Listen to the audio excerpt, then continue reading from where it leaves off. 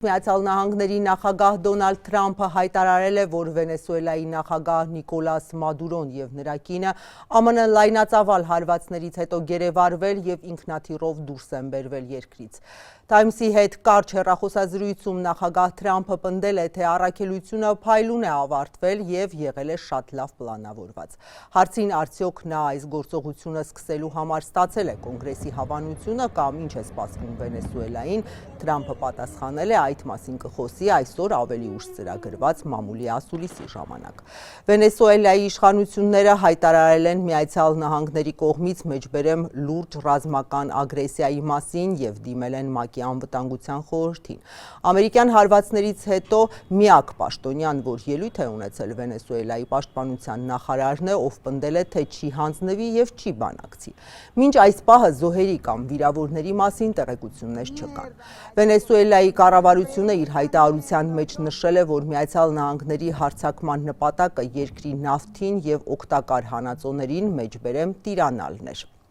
Ավելի վաղ ԱՄՆ զգալի ուժեր էր տեղակայել Կարիբյան ծովում և վերականգնել լքված ռազմակայանը։ Ամերիկացի զինվորականները հարվածներ էին հասցնում վենեսուելական նավերին, որոնք նրանց պնդմամբ թմրամիջոցներ էին տեղափոխում։ ԱՄՆ նախագահը քանիցս Վենեսուելայի ղեկավարին մեղադրել է թմրադեղերի կարտել ղեկավարելու մեջ և հանդես է եկել այդ երկրում իշխանափոխության օգտին։ Նիկոլաս Մադուրոն և իր ենթակաները հերքում էին այդ մեղադրանքները։ Մեր ժողովրդի պետության ենթակառուցվածքների և բոլիվարյան հեղափոխությանը հանցավոր ու ահաբեկչական հարձակմամբ պատճառած վնասները գնահատելուց հետո պարզ է դառնում, որ այս հարձակումը Վենեսուելայի դեմ էր, Վենեսուելայի բոլիվարյան հանրապետության դեմ։ Մեր հրաշալի ժողովրդին խնդրում եմ պահպանել հանգստություն, վստահեք մեր ղեկավարությանը, վստահեք մեր ռազմական և քաղաքական առաջնորդներին այս իրավիճակում, որին մենք բախվում ենք։ Հանգստություն, ոչ ոք չպետք է ընկնի հուսահատության մեջ, ոչ ոք չպետք է հեշտացնի մեր թշնամու գործը։ Մենք ունենք կազմակերպված ժողովուրդ, որը գիտի ինչ անել։ Մենք հույս ունենք, որ աշխարհը կխոսի այս հարձակման մասին։ Թող միջազգային կազմակերպությունները հրապարակայնորեն բացահայտեն իրենց մասնակցությունը այս հարձակմանը։ Վերջի վերջո այս ամենից հետո մենք կհաղթենք։ Կեցցե հայրենիքը։ Leales siempre. Leales siempre.